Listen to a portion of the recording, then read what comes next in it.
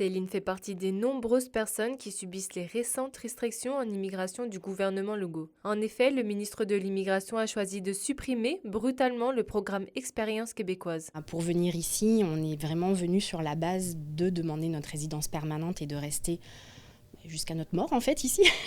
Donc on a tout vendu ce qu'on avait en France, on a quand même investi aussi beaucoup d'argent dans ce déménagement, dans cette immigration, beaucoup d'argent, de temps. Émotionnellement, il a aussi fallu qu'on fasse le deuil de plein de choses. On fait le deuil de notre famille, de nos amis, de notre vie d'avant. Tout ça, on était prêt à faire ce genre de sacrifice-là. C'est notre choix, il n'y a aucun problème avec ça, mais avec la possibilité de rester sur du long terme. Si on avait su tout de suite que notre avenir était incertain, on n'aurait jamais mis tout ça en marche, surtout avec une petite fille de 3 mois. Une décision qui impacte directement les employés immigrés, mais également l'ensemble des entreprises qui ont fait le choix de les embaucher. Les travailleurs étrangers qu'on emploie sont très importants pour nous. Et puis, on a investi temps et argent dans ces personnes-là. Ces gens-là ont fait le choix de s'en venir en région. Moi, dans ma situation, c'est un atelier de rembourrage, du rembourrage industriel. C'est un métier qui ne se pratique pas au Québec, on apprend sur le tas et puis ça prend une formation. Tandis que dans d'autres pays, il y a des formations qui se donnent et puis il y a de l'expérience aussi qui s'est bâtie à travers les générations.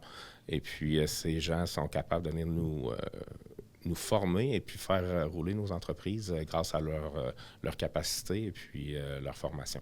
À Rouyn-Noranda, grand nombre d'entreprises font confiance à cette main-d'œuvre venue d'ailleurs. Comme Technosub, avec 22 employés immigrés, l'entreprise est directement touchée par l'abolition du programme. Il y en a plusieurs pour lesquels qu'on visait le programme d'Expérience Québec, qui sont arrivés avec nous il y a près de 2 ans, ça va faire 2 ans en mars, et qui, eux, étaient des profils idéaux pour ce programme-là. Afin de demeurer dans l'entreprise, ils devaient aller chercher un minimum d'expérience au Québec et ils détiennent la langue française, qui faisait en sorte qu'ils étaient des super candidats pour ce programme-là. Ils ont leur famille ici avec eux. Fait que c'est sûr que ça crée de l'insécurité à savoir s'il y a un long terme qui peut leur être offert au Québec, là. Céline Dernièrement n'est malheureusement pas un cas isolé, qu'il soit employé, PDG ou étudiant. Tous souhaitent interpeller le gouvernement afin qu'il rétablisse le programme Expérience québécoise d'ici le début de l'année 2026. Charline Bakowski, RNC Nouvelles, Rouyn-Noranda.